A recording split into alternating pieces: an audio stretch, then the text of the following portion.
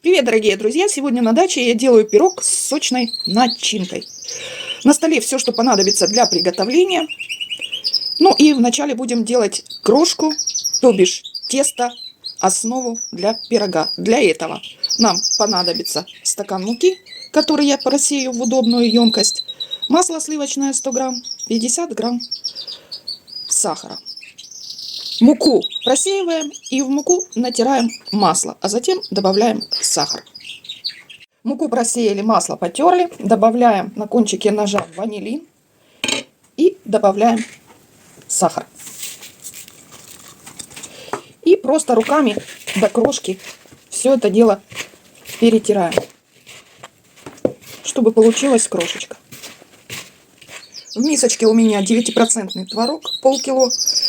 В него добавляю тоже на кончике ножа ваниль, сахар и 3 яйца. И теперь хорошенько перебиваем блендером до однородности.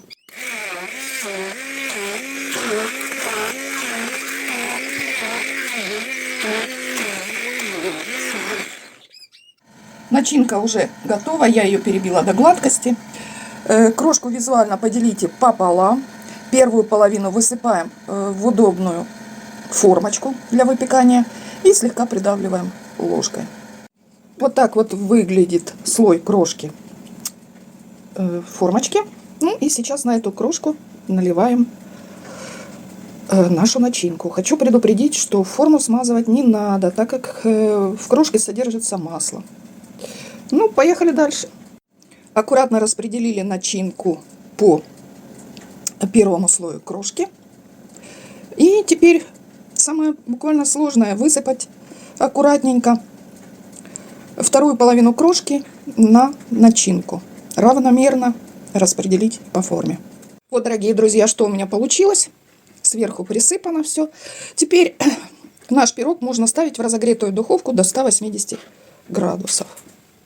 Пирог я поставила на среднюю полочку. Верх-низ конвекция, 180 градусов и 45 минут выпечки. Ждем. Пирог испекся.